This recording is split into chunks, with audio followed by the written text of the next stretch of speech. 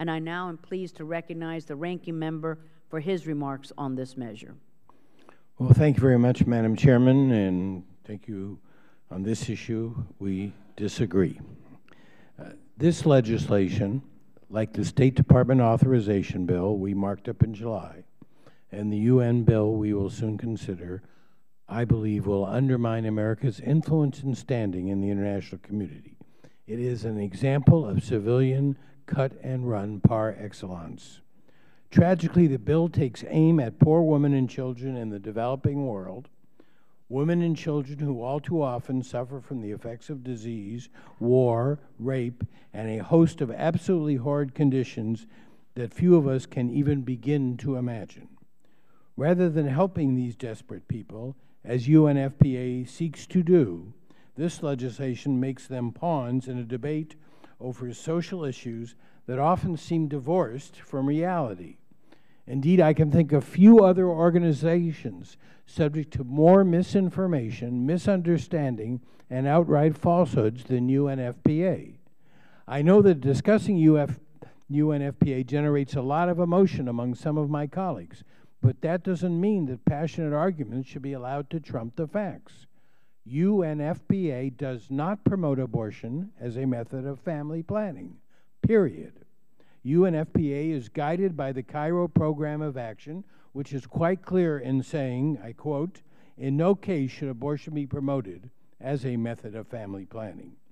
All one has to do is visit UNFPA's website to find that, quote, UNFPA does not support or promote abortion as a method of family planning. And directly addressing the issue raised by the chairman, the State Department in the last administration, not the Obama administration, conducted an investigation of the UNFPA and found, quote, no evidence that UNFPA has knowingly supported or participated in the management of a program of coercive abortion or involuntary sterilization in the People's Republic of China. In fact, the UNFPA opposes coercive family planning methods and opposes China's one-child policy.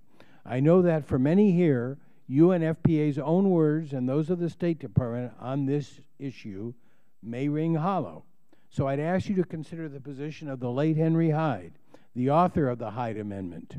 When he was chairman of this committee, he passed a very tough UN bill through the House, which would have ended a great deal of U.S. support for the UN. But in his bill, he decided not to try to defund UNFPA.